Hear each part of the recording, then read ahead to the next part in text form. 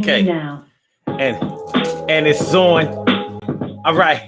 Everything is gonna be all right. Everything is gonna be all right. Glad you're here now. All right, y'all. Sun 752. Urban Theory. Yeah. Daily Go Get 'Emism. Power Monday all up in your area. How y'all feeling good? I hope you're feeling great now. Yeah, we start the show now. It's about to go down. It's the daily Go Get 'Emism show. You think it ain't when it is?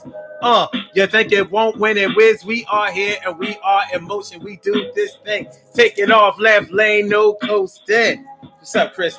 Yo, we about to do the damn thing. Daily Go Get 'Emism show. Power Monday all up in your area. And tonight on the Daily Go Get 'Emism show, we are talking about when they looking down upon you, looking down on you from beneath you. How you gonna be under somebody, but you looking down on somebody? It happens every day, and we're about to talk about that today. Hey, where on the daily Go Get 'Emism show. Yeah, baby. Looking down on them from beneath them. Looking down on them from under them. How does it go down? You know how it sound. We here. Yeah, Daily Go Get 'Emism show, baby. Power Monday all up in your area. So we talking about tonight. We're not even talking about people that's snotty, snooty, and bougie tonight. We're talking about people who don't really have a lot, haven't really done anything, but they find a way to look down on people who have done something or doing something or trying to be something now. Which y'all know. Yeah, Daily Go Get 'Emism show, baby. That's what we're talking about tonight on the Daily Go Get 'Emism show. Now, we probably all experienced this on some level. Somebody tried to come at our neck. Somebody tried to make us feel bad, do bad, look bad. And they wasn't even half of the men or women that we were. And it did occur. And we wondered, what the hell? How did it happen? How did it happen? It happened for sure right now. So let's get into it. Y'all. Yeah, it's the Daily Go Get 'Emism show. So let's get it popping. Urban Therapy with Sun 752. And this your the Daily Go Get 'Emism show. We do this every single day. Every day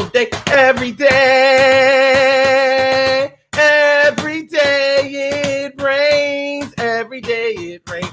And the DG will do the same. I'm your host, Sun 752, aka Omar with the. And if you can't say Omar with the, well, then you just say Omar with the R's. The Daily Go Get 'Emism show all up in your area. What's good, y'all?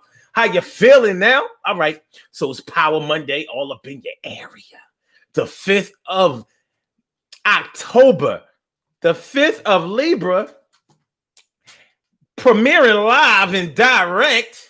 And I hope y'all feeling like real men and real women should. I know I am, and I know that I hope you are. We are all superstars in our own right. So tonight on the Daily Go Get 'Emism show. First of all, I'm sorry that I'm late, but it was actually unpreventable.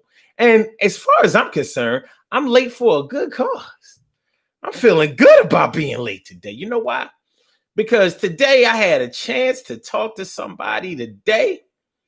And I had a chance to talk to them about the real shit. You know, like it ain't every day that a black man comes across another black man where we are able to do this kind of shit, especially with me, because I'm kind of weird. You know what I'm saying? I'm pro-black with a twist.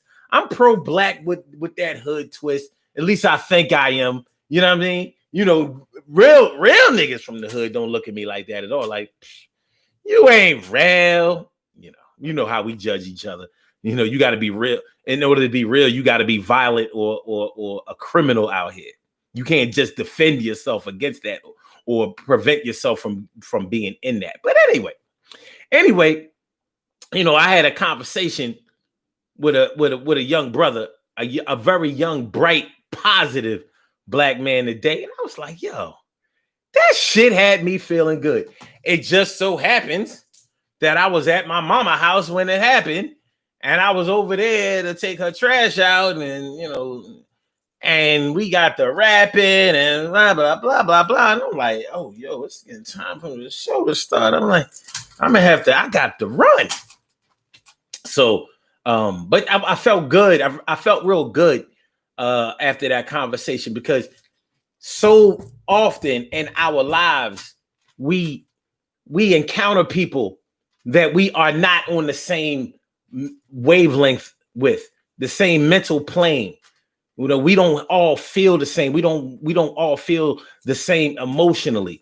And so when you connect with somebody and you're like, damn, so I'm not the only weirdo who be thinking about this shit. I'm not the only one who has unpacked some of this shit in my own way and feels this kind of way about it.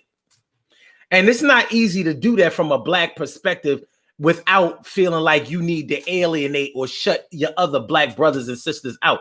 See, some people get on that pro-Black shit, but they want to get on that pro-Black shit with the intentions of leaving everybody out or leaving everybody behind or leaving somebody or putting somebody down. And that's what I got out of the conversation with the brother. It was like, I've seen him and talked to him briefly in passing, never really had a conversation with him. So I don't know what he was thinking about me. And honestly, I didn't know what to think about him. But when we got to talking, it was like, well, I'll be damned. And I know he was thinking the same thing. Like, ain't this some shit? I've been living around here for 4 years, 5 years, 6 years, some shit. And like, we ain't have, but when it's time, it's time. But I got to thinking like, yo, with the way this brother thinks and the way him and his wife think and the way they are, there would be plenty of Black folks that would look at them like they bougie and they've had opportunities that we haven't had and all of that kind of shit. And I'm like, first of all, ain't nothing wrong with opportunities. That's number one. We got to stop looking down on each other just because some of us have had it better than others, whether it's financial or whether it's familial, whether it's cultural, whatever. We should be more congratulatory of each other when we see that some of us have been able to avert the struggle that so many of us have had mushed in our faces. That's how we should be. But instead, what happens? Somebody that doesn't have what we had growing up or what we have now will come to us and make us feel like us having more is actually a bad thing because we can't relate to the struggle. Well, it's time that we tear that bullshit down. And it's coming down today. Yeah, it's coming down today. So I thought I was going to talk about something else tonight, but I said, whoa, wait a minute. I think what we need to talk about tonight is looking down on somebody from beneath them. Too often, we look down on people when we are under them instead of towering over them and being able to build with them and basically, build bridges, form bonds, and build, like get something popping, something positive. So that's what we want to talk about tonight. Why do we look down on, why do we as a people look down on our educated or affluent brothers and sisters? I get it. I get one part of it. Sometimes our educated brothers and sisters, sometimes our affluent brothers and sisters are sometimes on that bougie shit and they don't want to have nothing to do with us. I get it. But what about when they aren't that way? What about when they just don't know some of the things that we know and we don't have the same perspective as they have and they are hanging around us to learn and to teach us a little something that we didn't know? But we want to reject the teachings, but we want to do all of the teaching ourselves. We want to reject the learning, but we want to do all of the teaching. For some people, it makes them feel like they're on a high horse when they are able to stick it to the man. And the man is somebody who look like me and you. That ain't the man, not that man that you supposed to be sticking it to. That's the one you supposed to be kicking it with. You sticking it to him when you supposed to be kicking it with them. All right, y'all. Let me shout out my peoples. I see that we have some people up in here that I ain't seen in a while, and it's really good to see. Emily Dunlap in the house. I said, Emily, how you feeling, ma? Good to see. Carolyn Chamberlain is in the house, and good to see you, my favorita, my favorita. And Robbie Robin, my big sis, good to see you doing your thing right now. And Taki, T. Carey Wright is all up in the house, all shining bright. And do I see Saboy build and destroy? Saboy build and destroy. What's going on, Saboy? How you feeling, Saboy? It's good to see you, Saboy. I ain't see you in a month of Mondays. Forget a month of Sunday. I ain't see you in a month of Mondays. Good to see you. You know what I'm saying? Charlene Curry. Charlene Curry. What's going on, Charlene? How you feeling, Charlene? Good to see y'all. I the beauty I cannot see, Cherry. A Cinderella, Dana Dane. Well, it's the woman Dana Dane with fame. How y'all doing, man? So tonight on the Daily Go Get It Business Show, we talking about looking down on them from beneath them. Looking down. Now, I mean, when you think about it physically, hold up, you mean to tell me that you down here and they up there and you looking down on them? So you really have to look up at them, but we've taken the liberty of looking down on them like they down there like a snail, like a worm, like a harmless snake. Now, I shouldn't say snake because too many people are afraid of snakes. So I'm going to say like a bug. No, too many people scared of bugs. An ant. I don't know too many people that are afraid of ants. But yeah. So we've seen it. We've all seen it. You know, certain black people that may have been raised in the suburbs. They didn't grow up in the city. They don't have the same experiences that we had. They have some of the same experiences that we've had as far as institutionalized racism and all of that, but they haven't had those hood experiences. Maybe they haven't seen somebody get murdered right in front of their eyes. Maybe they haven't seen domestic violence. Maybe, they haven't seen their mom and their dad getting it on, pugging in the living room. They may not have seen that. They may not have seen, black people hating on each other to the degree that we may see. They may not have seen, may not have experienced jealousy, just raw, unadulterated, unexpurgated jealousy over everything. Jealousy because of the way you look, jealousy because of the way you walk, jealousy because of the way you talk, jealousy because of the way you dress, jealousy because the car you drive, jealousy because the house you grew up in, jealousy because you got a mother in your house, or mother that cared about you, that worked, bust their ass, a father, an active one in your family, in the household, just hating because they haven't had to go through what you've gone through. And a lot of times we discount the experiences of someone just because they haven't experienced all of the bad things that we've experienced. And when you think about it, what kind of shit is that? I mean, when you really think about it. Now, if we're talking about somebody that's on that bougie shit, like, I don't eat chitlings. I don't eat chitterlings because they are disgusting. Like, I ain't mad at you because you don't eat no chitlings, man. I don't eat that shit even. That shit is disgusting. But fuck it. There are plenty of black people who do it. And, we talk a lot about this whole black card thing, the black card. You're going to lose your black card. You're going to lose your black card if you don't eat fried chicken 3 times a week. What are you talking about? I mean, your mama might have went to culinary school or something like that. She know how to make real dick. I mean, she know how to make shit that ain't served on a lot of black plates in the home. But we do. We sometimes look down on those people, even if they're not trying to disconnect from us. They are actually trying to connect to us, and we looking at them like.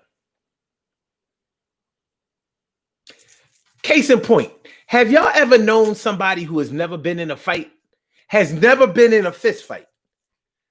I've met people who have never been in a fist fight. And it's an interesting thing when you talk to somebody who has never been in a fist fight.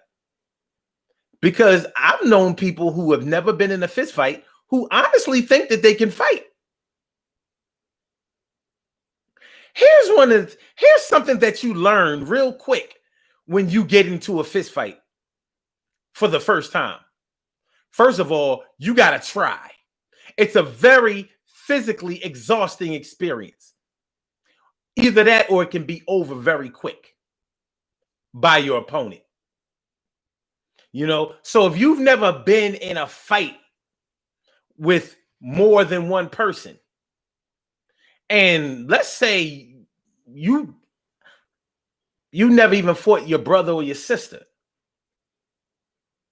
you get into a fight with somebody, you don't realize how long a round of boxing is. But in a street fist fight, there is no boxing. It's just swinging and kicking and throwing and wrestling and sometimes slamming and pushing and shoving. And yeah, it's a very physical experience.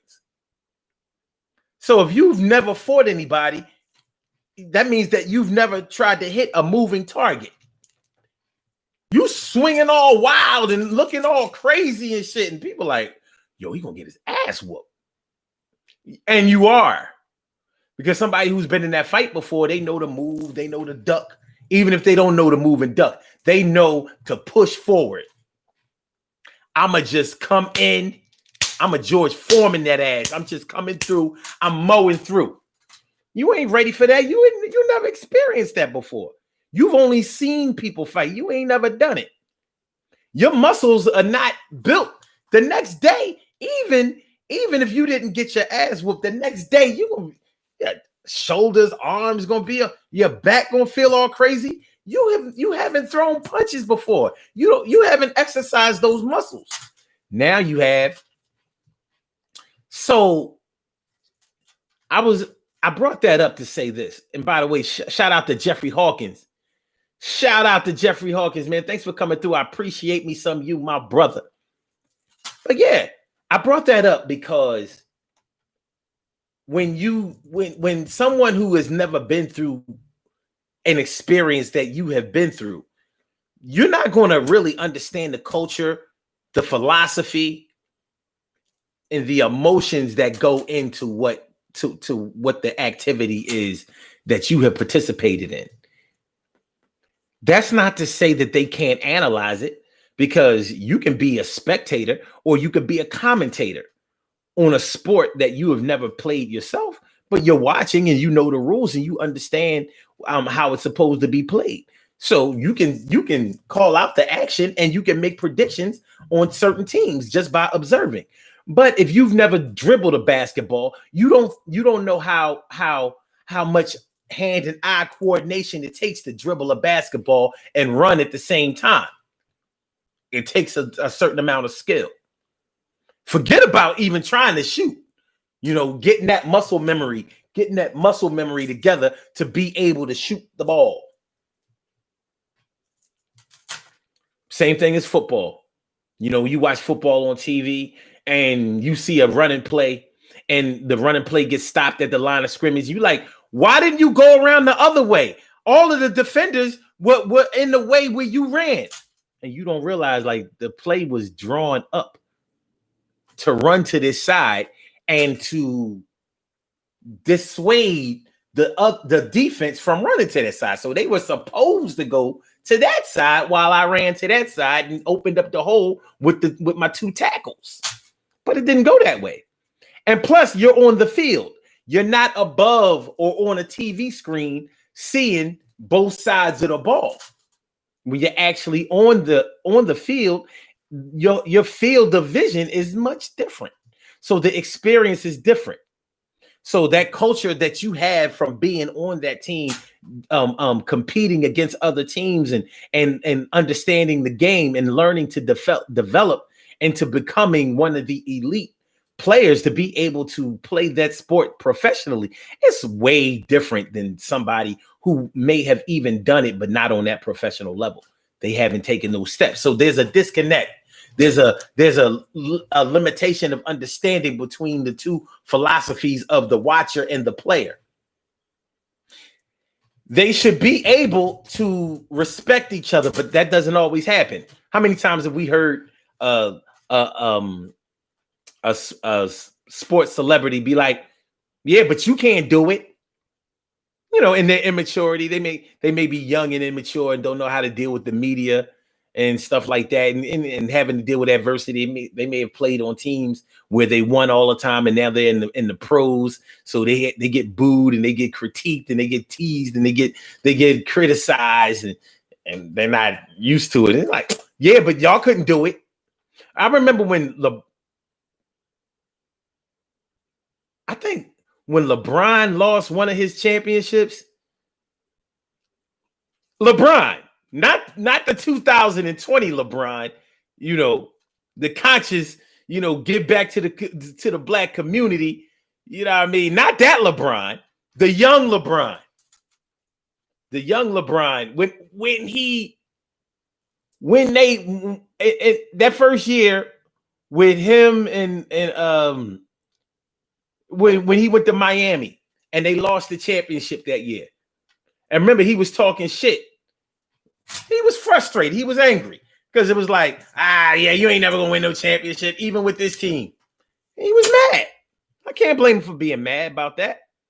But he came out his face and it was basically like, yeah, but when I go home from this championship, I'm going home to a big ass house, expensive cars, and hella expensive furnishings and stuff like that. He defended himself verbally on some arrogant shit. You know, he didn't want to hear that shit. But there was, of course, the fans are going to talk shit. That's what they do. They're not going to get on the court, and it's not like they don't have the right to do that. You know, they pay their money, they buy paraphernalia, they go to the games, they cheer, they are vested in the team just as much as a player or an owner is. Especially emotionally. So when we talk about looking down on somebody from beneath them, well, why do we do each other like that? Why do we do it in retaliation? Do we look at all affluent people or all educated people? If that's the case, do we look at them as thinking that they're better than us? Because we throw around that term a lot. Such and such think they better than everybody, or they think they better than me. They think they better than me. They think they better than me. They think they better than me. They think they better than me. They think they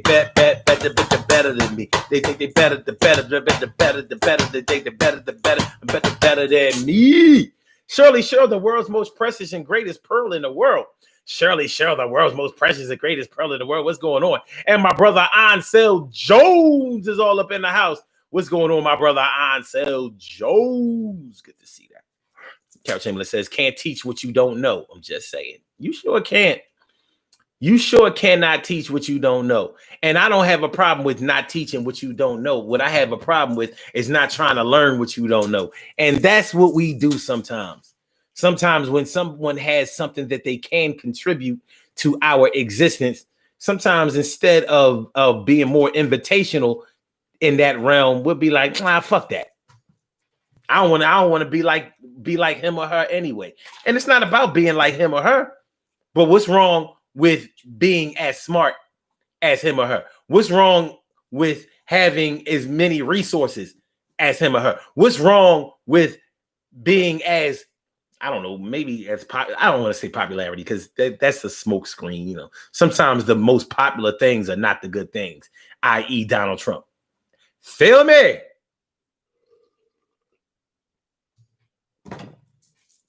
But nonetheless, there are times when we have been victims of this kind of stuff. You know what I mean? You get a new jacket or something like that, and somebody's like, "Oh, you ain't the shit just because you got a new jacket." Like, I never said I was, but I bet you I'm gonna rock this jacket. I work for my money. I'ma rock this jacket and this coat, and I don't give a fuck what you say. I'm the GOAT. Round the way, everybody will say, Omar Son 752. Hey, oh, hey, ho. You can hate all day as long as I get some love. I'm gonna make this shit fit just like a glove, and that love that you have dismissed upon me is gonna be all right, because I still got an army, and an army of one is all I really need. I'm gonna make sure that I keep hitting until you bleed. I'm not talking about the physicality, but I'm make sure that I change your mentality. See what I'm saying? Do you know what I'm? Yeah. All right. Robbie Mink says, I agree with you, Omar, about looking down on people. I mean, looking down on them from beneath them, though, Rob. I mean, when you listen, everything has a start and an ending, and the middle is the biggest part. So, you know, what you learn in the middle is what you build towards to make that ending a soft ending or a hard ending. You know what I mean? So that's what life is all about. We are born and we die one day. But between that birth and that death is a life. Now, what are you doing with it?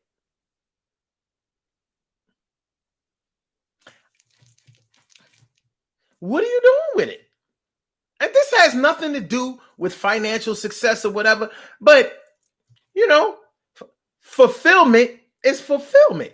Whether you're talking about financial, whether you're talking about psychological, emotional, whether you're talking about familial, whether you're talking about spiritual, a fulfillment for self-fulfillment is what it is. And it's going to be different for different people. But what are you doing for yourself? Are you rejecting new things, better things, more progressive things because you believe that you should stay in the area where you are? I mean, look at this, y'all. Listen, man. You know, in Philadelphia, Chicago, New York, all of the major cities in the United States are pretty much experiencing a great wave of gentrification. Black people are being moved out of their neighborhoods so white people can move in. But here's the thing. A lot of the neighborhoods that we're being forced out of was fucked up neighborhoods. And I don't mean fucked up because of the people who live there, but the people who live there also contributed to messing up the neighborhood. And when I say a neighborhood is messed up, I'm talking about a neighborhood where you don't feel safe, where your children can't play, when even the recreational activities that they would be able to participate in are halted and stumped because of fear of violence, fear of retaliation, fear of exposure to over sexualized things, drugs, and just a whole lot of chaos, mayhem, and things that you don't want your children being exposed to, especially at a young age when they are impressionable. But it's almost like we're trying to hold on to that. As long as we keep murdering each other, robbing each other, and beating up each other, or keep that threat of violence, then there won't be no gentrification.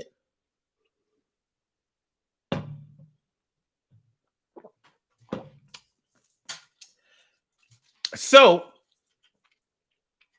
when one of us buys up a bunch of properties in the hood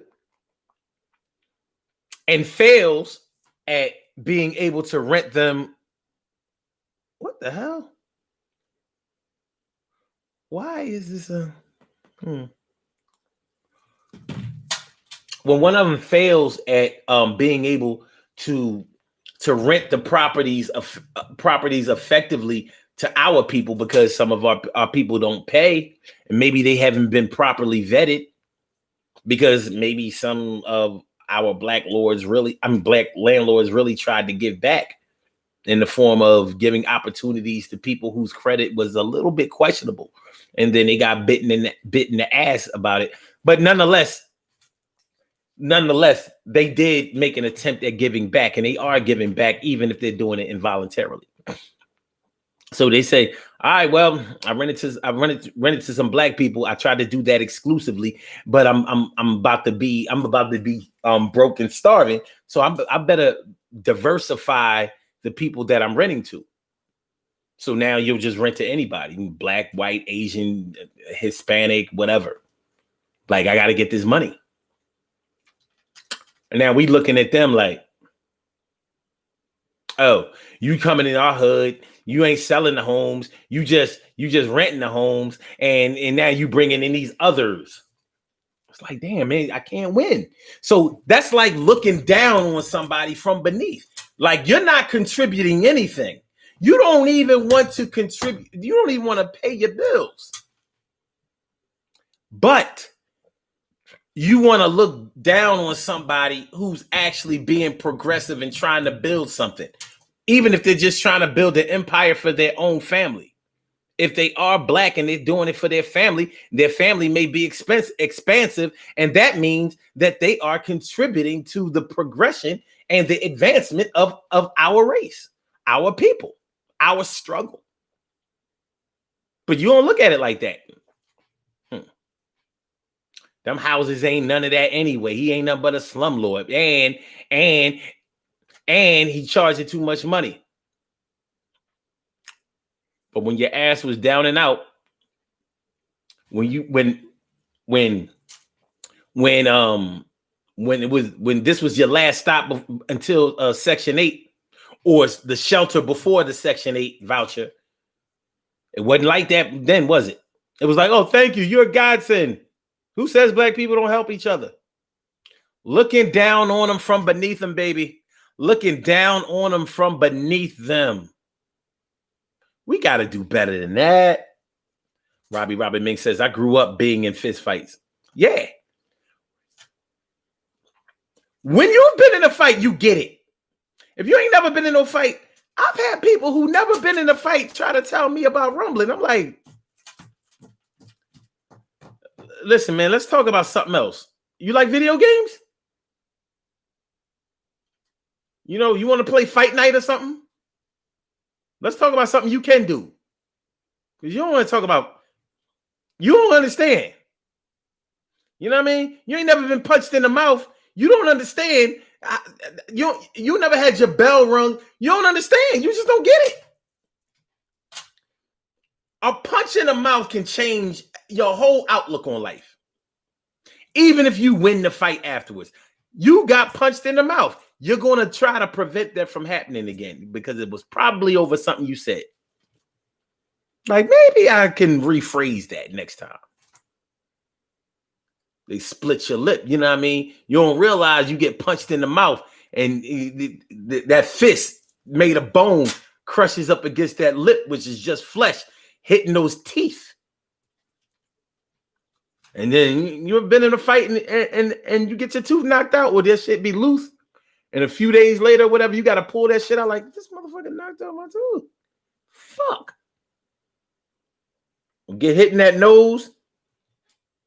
And that shit burn your whole fucking nasal passage. It could have knocked you out. You lucky. You lucky. You lucky he ain't catch you good. If he caught you right here. It's going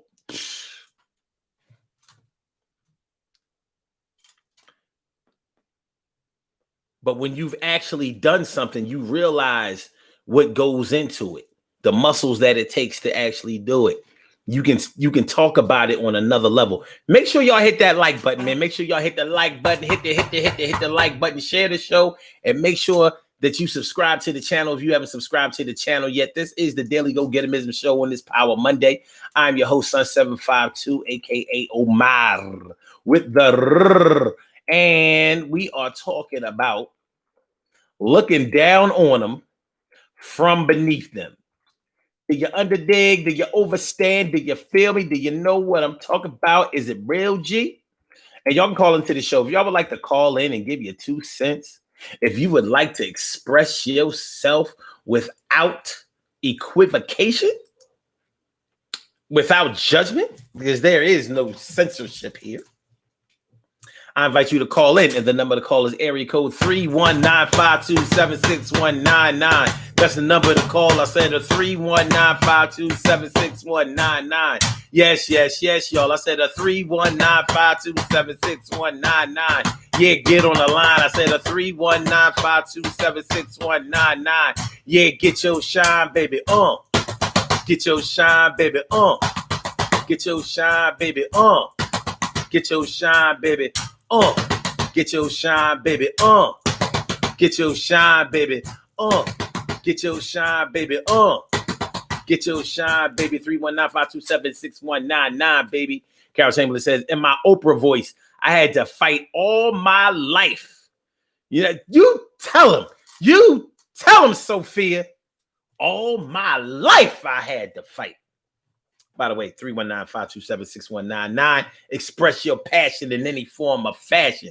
Express your passion in any form of fashion. Seriously, if you've never fought in your life, man, you don't understand that shit. That's not a conversation you need to. If you're a non-fighter, don't have fighting conversations with fighters. It's not a conversation you want to have. You know. But you might be looking down on them from beneath them.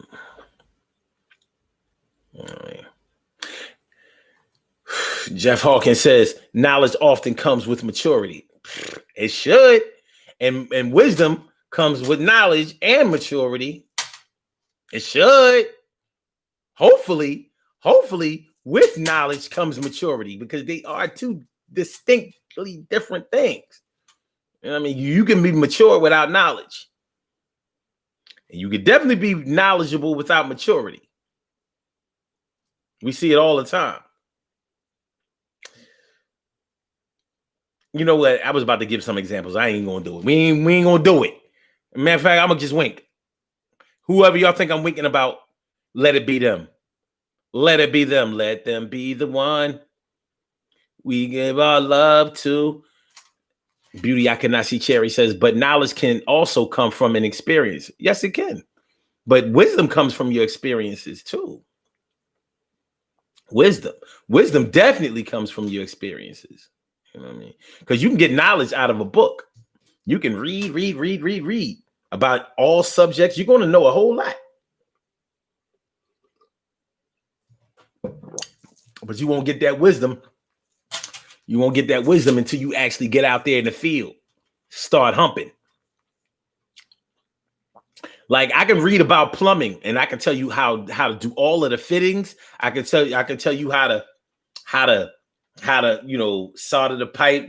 I can give you all of the instructions better than a manual. But when you actually have to get up under that sink, when you gotta cut off them toilet bolts and lift that toilet, or when there's water in the pipe and the pipe won't get hot enough to be able to sweat it, aka solder it, and you're like, why the fuck is, like, I got the solder, I got the flux, it's clean, why won't it fucking burn? Why won't it bond? There's water in the pipe, homie. It won't get hot enough. Oh. Yeah.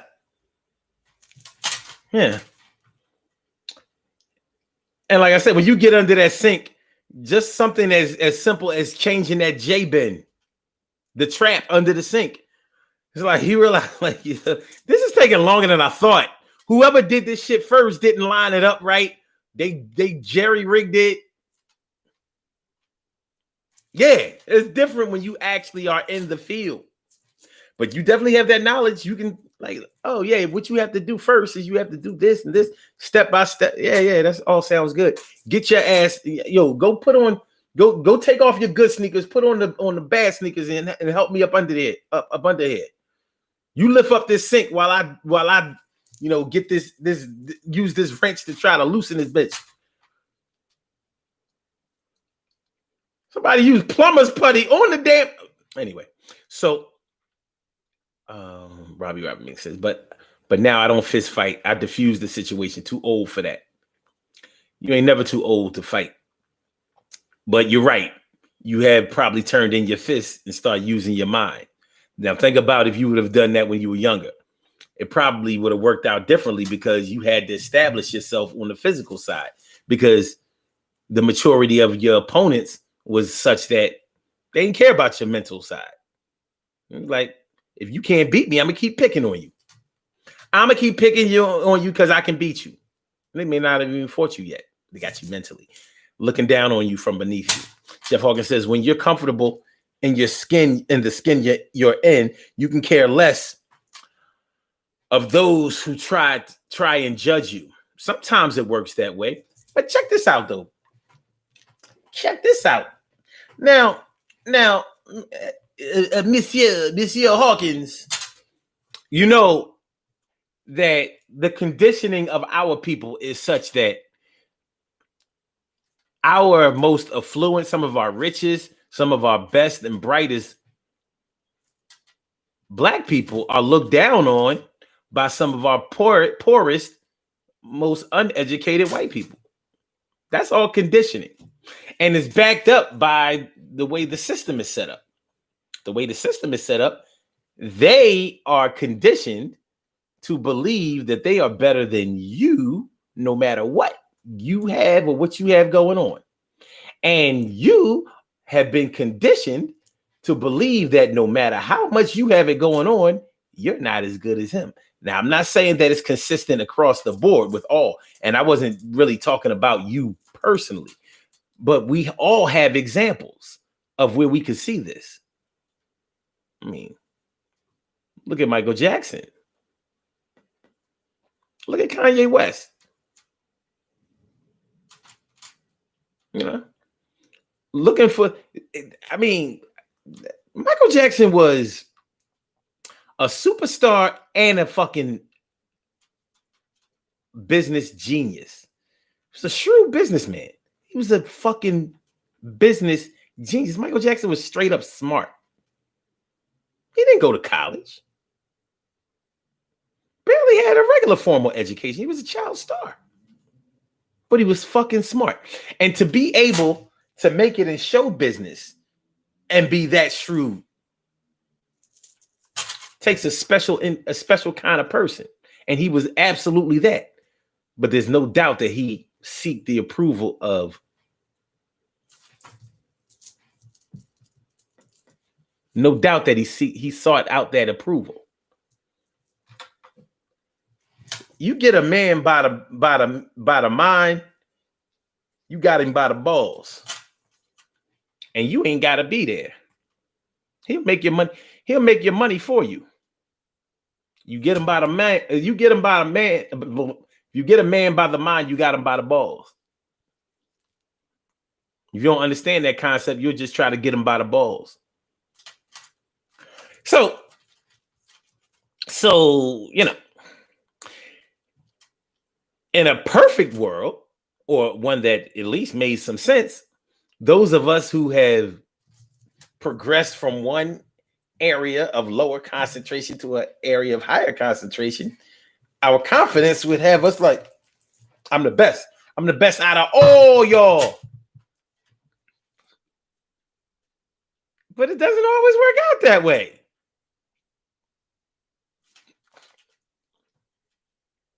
Y'all might not like this next example, but you think about some of the women who have been with abusive boyfriends in domestic violence situations. A lot of times the boyfriends or the husbands that were beating them up didn't have shit going on for them. A lot of times some of these women would get their ass whipped because they were trying to be progressive, because they were trying to hold the family down, because they were trying to take care of business. And the man was jealous. So he figured that mentally he couldn't, education-wise, whatever, he couldn't control her. So he said, fuck it, I'm going to have to gorilla this bitch. It's the only way.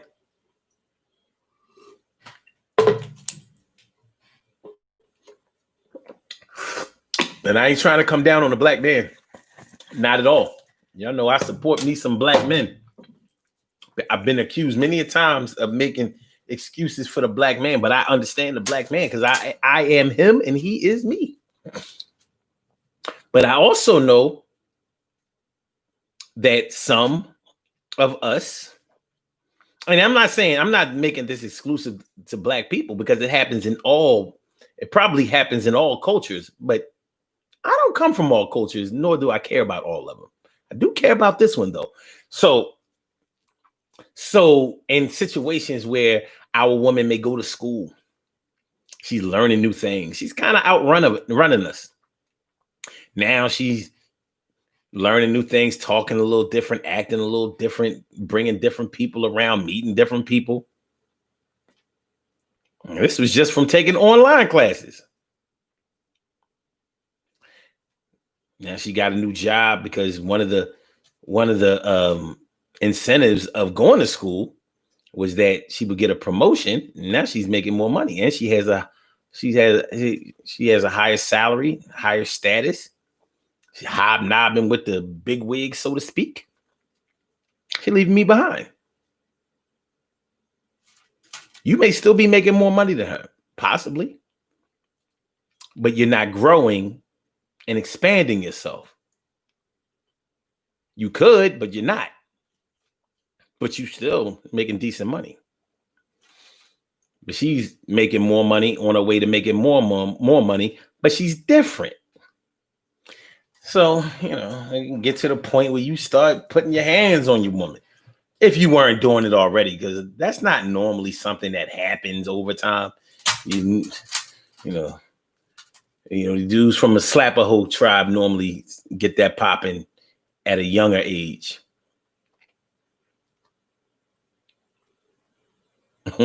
Robbie Mink says, Jeffrey said, at Jeffrey, I don't care what they say about me.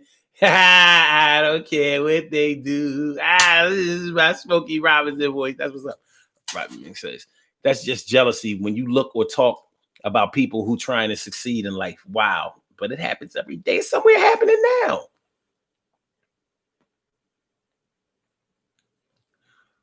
Okay, wait. Okay. Jeff says, systematically, our people are being bought out and moved out. There's a reason behind the madness of the strategy of theirs. Yeah, but you know what we have to do to combat that, Jeff? Ownership. The way you stop gentrification is by ownership. Black ownership puts a screeching halt to gentrification. You can't gentrify if people don't sell out. But if nobody owns anything and everybody is renting, guess what? You do whatever you want to do. Why do you think that you see those signs in the hood? We buy houses. 30-day settlement. Because they gonna buy them homes, fix them up, flip them, raise the property value and taxes and all of that, get all the money. Meanwhile, you sell your crib for $70,000, $100,000, and you like, yo, I'm paid. Go out and buy a car, spend a bunch of money in Vegas, pay off an apartment for a year if you're smart. Even though that's dumb, but that might be a smart way to do it. The year gonna go fast as shit, right? But anyway, you stop gentrification by Black ownership. They target neighborhoods where Black people don't own their homes. Oh, they renting these homes, so we'll buy the homes from whoever they're renting from, and boom, instant gentrification.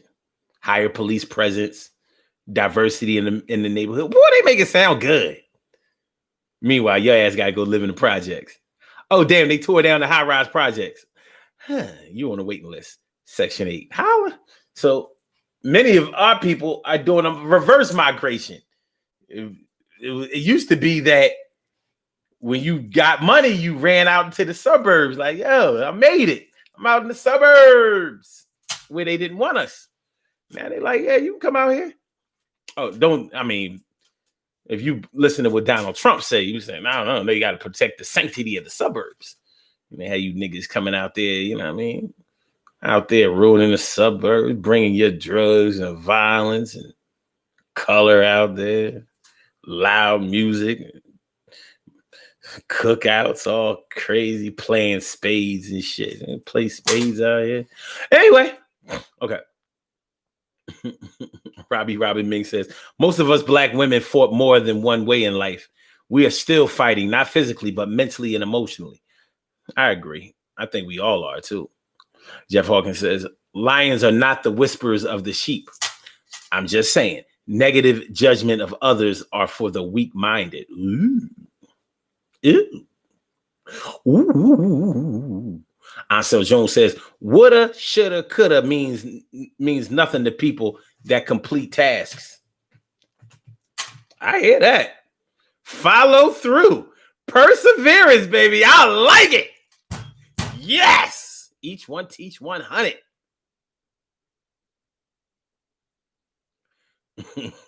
Well, Jeffrey called me a lioness. Okay, Aja. All right, cool. Good looking out, y'all.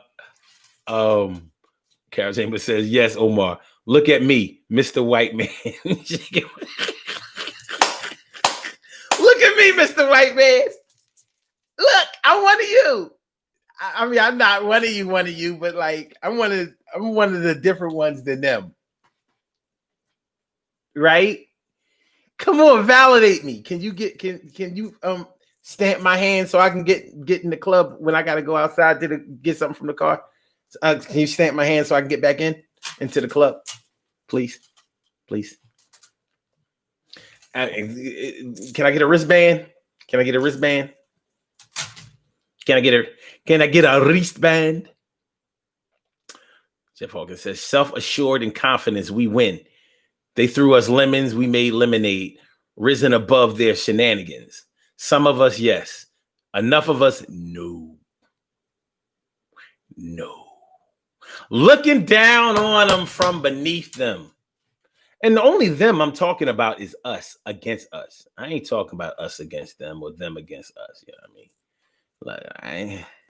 And this social climate that we have now, this cultural and social climate that we have right now, I don't see any other option except for us to look to us to try to solve the problems that exist among ourselves. There's nothing else left. We've never had any other options. But you're right. We've been making lemonade out of lemons. I'm not sure if it's been lemonade though. It's just, something tells me we've been using some fake lemons in this shit.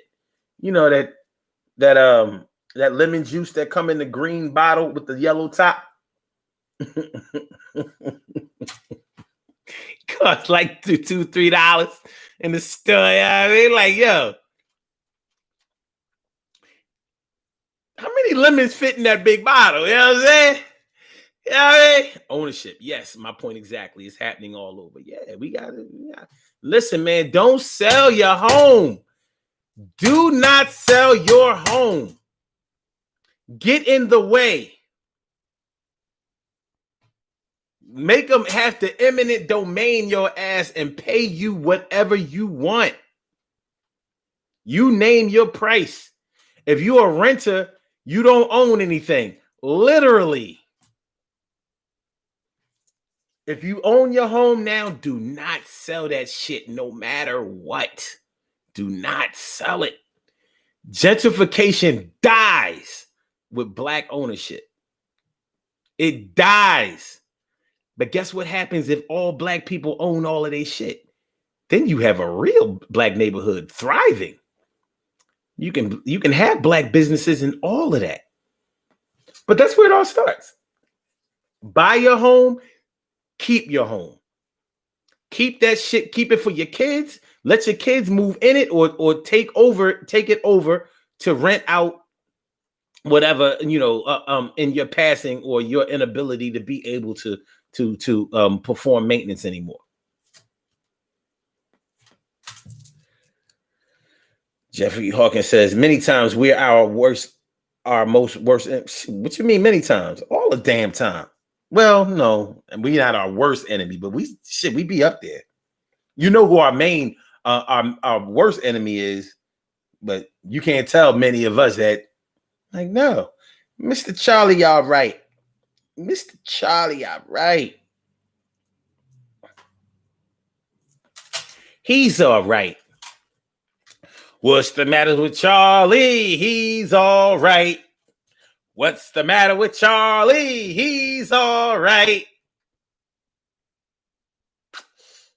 Rosewood, Black Wall Street, yeah. Central Park. Well, you see what happened with Rosewood and Black Wall Street, though. When you don't keep it all black. Well, let me put it this way. With Rosewood, with Rosewood and with Black Wall Street, we saw firsthand that it only takes one of them to fuck up all of us. Or should I say fuck it up for all of us? One.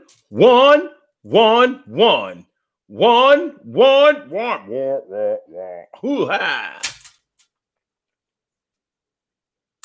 Yeah. Well, shit. You know, me and my man, we was talking about this shit tonight. I mean, look at the bus boycott. You know, the Montgomery bus boycott kicking off the civil rights era. They bankrupt the fucking bus company. It's the single successful boycott that black people did. We almost completed it. And I'm about to tell y'all why I don't consider it to be completed. But they had reached their objective. They bankrupt the fucking bus company. And they were actually the first Uber. They were transporting themselves to and from wherever they needed to go. They said, the hell with the bus. Fuck the bus. Whoever has a car, we're going to rock it. They were the first Uber. But what happened? At the end of the boycott, they let them off the hook. 90 seconds. They let them off the hook. They said, all right, we're sorry. Uncle, we're sorry. Black people didn't realize their worth. Y'all had the power to build a business and to destroy a business. So it's sort of like the Negro Leagues.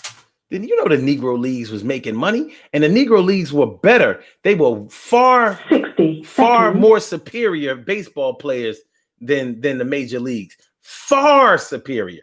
I mean, far. Like, you didn't have the pitchers. They didn't throw curveballs and all those different pitches. They didn't have that. Stealing bases. They didn't have that in the major leagues. They didn't have that. They didn't have speed, agility, skill, finesse, star quality. They didn't have it. Those Major League Baseball teams could not beat the Negro League players. And some of those Negro League teams were owned by black people. But what did we want? We wanted to be with the major leagues. To play with who? We considered, even though the major leagues couldn't hold a candle to the way that we played with even some of our players that weren't that good. They didn't have a Satchel Paige in Major League Baseball. Satchel Paige was over 40 years old when he came to the major leagues and still made an impact. He was over 40 years old, son.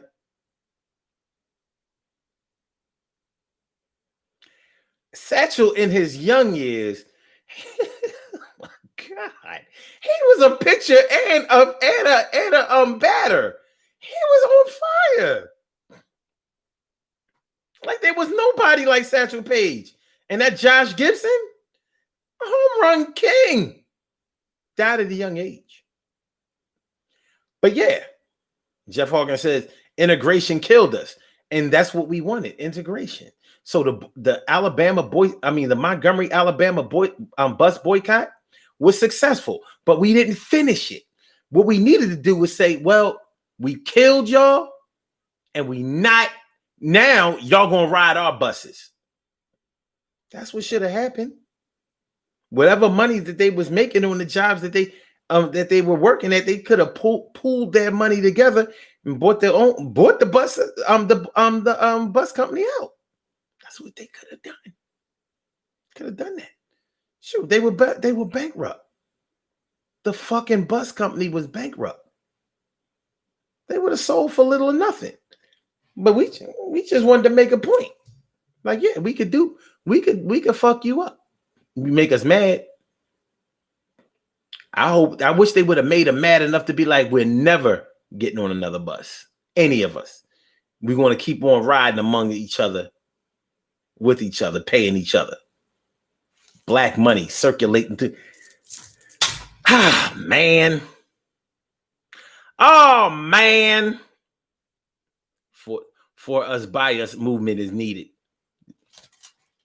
Been needed. It's long overdue.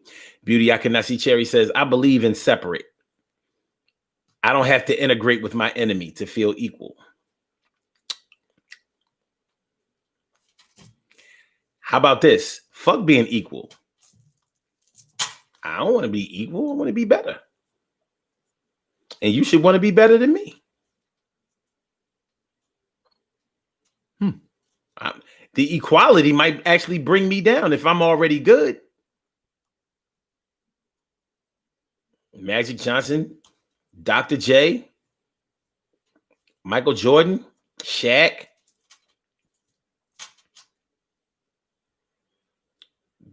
They didn't seem like they was struggling for equality. Larry Bird, Bill Russell, Will Chamberlain. They wasn't equal. They were elite. Equality would have made them. It would have lowered their stock. They need to be equal. They need to be better. Y'all need to get y'all weight up and try to be as good as me. Because I ain't trying to be bad as y'all. No disrespect, but hey, we raising the bar. We ain't lowering the bar. And we ain't putting the bar in the middle. You want to do these pull-ups, you're going to have to jump up to the bar and do these pull-ups. And when you finish doing the pull-ups, you're going to have to drop down. Take one, teach one. Word up. T. Carrie Wright says, we just need to internalize that fact. Man, listen. We got work to do. We got work to do.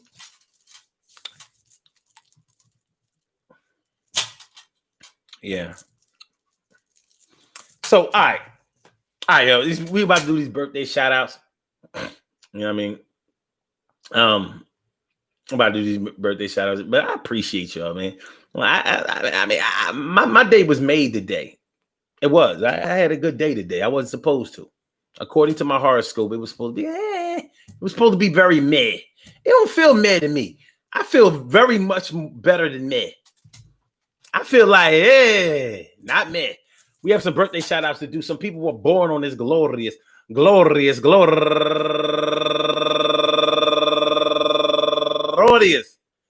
October 5th, and they deserve to be acknowledged. So let's go about our business of acknowledging them and making them feel special because they are special, because they are special, because they are S-P-E-C-I-A-L. They are S-P-E-C-I-A-L. They are number one out the box go-getter. Go-getter Yvette Williams. Happy birthday to you, Yvette. And also Jess Taylor turning 28 years old today. And Crystal Ann Andrian Brooks turning 38 years old today. She got the 38.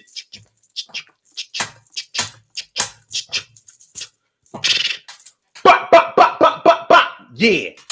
And Unique KK Gale also turning 28 years old today. Oh, she was turning 28, not 38. Okay.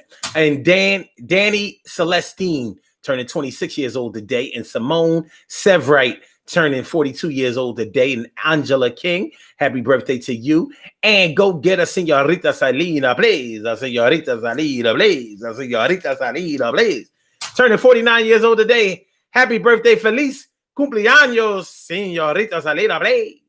And also my man, Christopher Biddle, DJ CL Smooth, Christopher Biddle, happy birthday to you. And last but not least, from right around the way, Pulaski Town is where we stay, turning 57 years old today, my man Octavius Rogers. Happy birthday to you. I want to say happy birthday to all of you and anyone else out there who shares this birthday on this glorious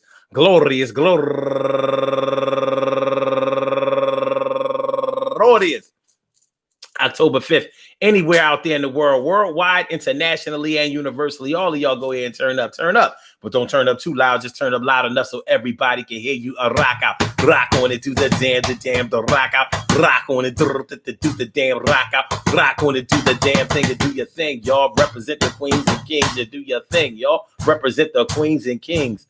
Good things happen to those who wait. Great things happen to those who grind, and anything can happen to those who go for theirs. So go hard, go for yours, and remember, listen, yes, we will be back on 7 o'clock tomorrow. We will be back 7 o'clock on time tomorrow. Listen, it was unpreventable today, but I'm glad that what happened did happen, because that was a good look. Make sure, before I even get into this little outro, make sure that y'all hit that like button. Make sure that y'all share the show, and please make sure that y'all subscribe to the channel if you haven't subscribed to the channel yet.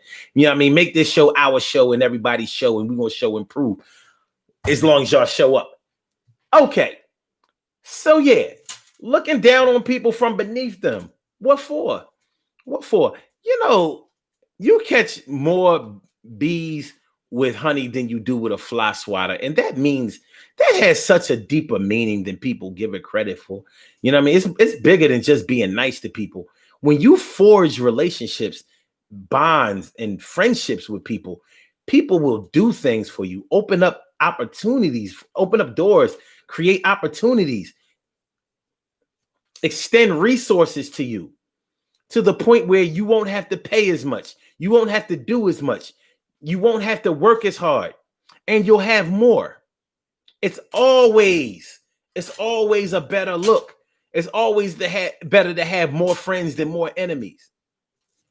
So often we let our ego get in the way, and we be on that, man, fuck them niggas. I don't care about them. They don't care about me. You don't fuck with me. I don't fuck with you. Okay, I understand. In some instances, we can employ that mantra.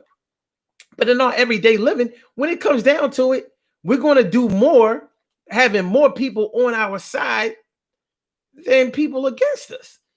That's the simple math. Easy peasy. Easy peasy, baby. Easy peasy. So, stop trying to make people look bad. Stop trying to dish. Because it's not really... Listen, if somebody is coming at your neck all hard, I understand that you're going to show them what time it is. Other than that, man, try to build with your brothers and sisters, because you never know what you might be building. You might be, man, you might be building the skyscraper of positivity and productivity and culturalism advancement.